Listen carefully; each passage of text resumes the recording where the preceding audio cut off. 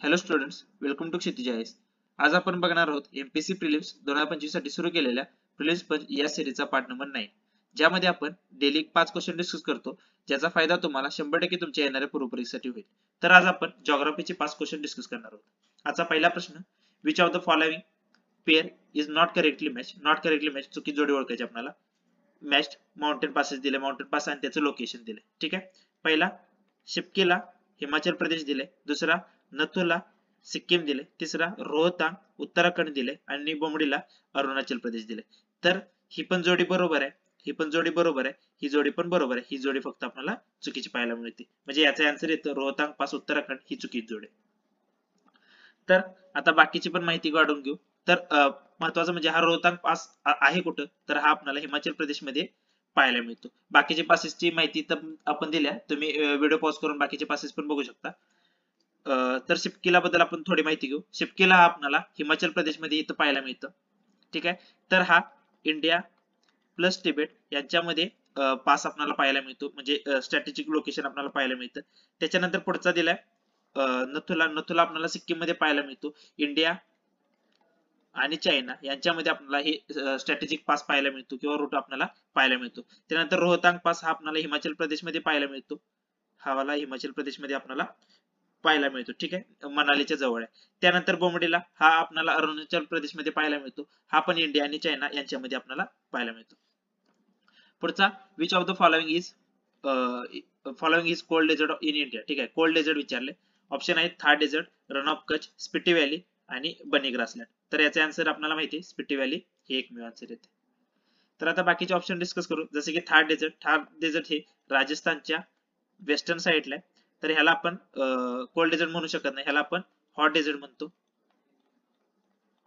Hot desert म्हणतो आपण. तसंच रन ऑफ कच्छ, रन ऑफ कच्छला आपण साल्ट मार्श म्हणून ओळखतो आणि आपल्याला गुजरात मध्ये पाहायला मिळतं. ठीक आहे. त्यानंतर बन्नी ग्रासलँड. बन्नी ग्रासलँड पण आपल्याला गुजरात मध्ये पाहायला मिळतं. ठीक आहे. हे सेमी, ह्याच्याबद्दल एक्स्ट्रा माहिती काय आहे, तर हे सेमी अराइड ग्रासलँड आहे. ग्रासलँड आहे. हे काय आपल्याला डेझर्ट असं वगैरे काय आपल्याला मिळत नाही. हे पण आपल्याला बनी ग्रासलँड आपल्याला गुजरात मध्ये पाहायला मिळतं. त्याच्यानंतर next question, the Zanskar is the part of the which of the following mountain system. Zanskar कशाचा पार्ट आहे ते आपल्याला सांगायचं आहे. ऑप्शन आहेत काराकोरम, शिवालिक, ट्रान्स हिमालय आणि ईस्टर्न हिमालय. ठीक आहे. तर याच्यामधलं करेक्ट आन्सर येतं ट्रान्स हिमालयस. आता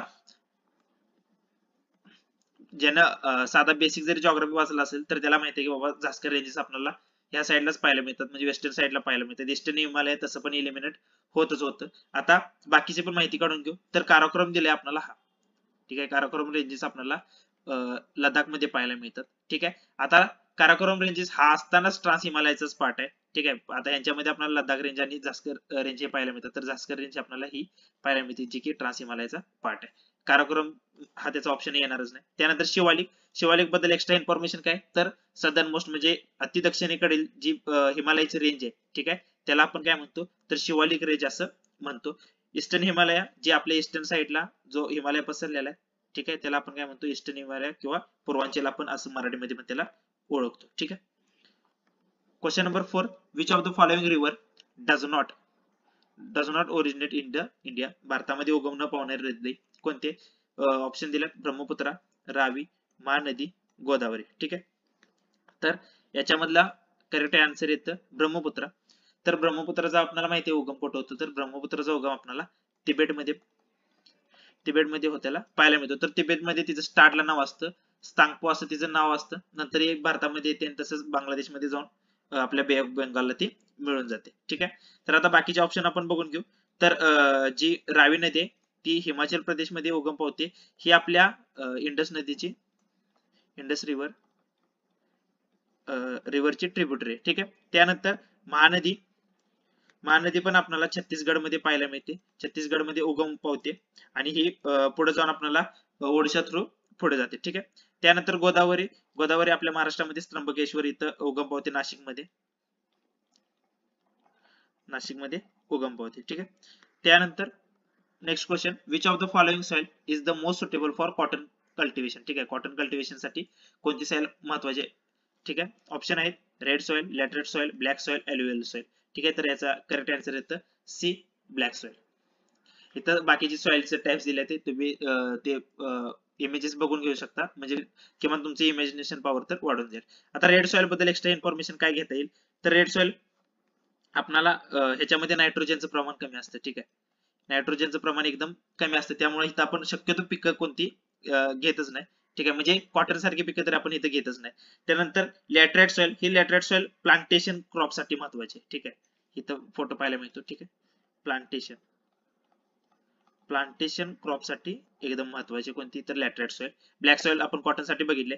एल्युवियल सॉइल, एल्युवियल सॉइल मध्ये आपण मोस्ट ऑफ दी व्हीट म्हणजे गहू असू दे किंवा आपलं राईस असू दे किंवा आपण शुगर केन पण म्हणतो, ऊस, शुगर केन इत्यादी आपण पिकं ह्या सॉइल मध्ये आपण घेऊ शकतो. ठीक आहे, तर हे होते आजचे 5 प्रश्न. व्हिडिओ आवडला असेल तर व्हिडिओला लाईक करा आणि या सिरीजच्या अशाच नवनवीन व्हिडिओसाठी आपल्या चॅनलला सबस्क्राईब करा. थँक्यू.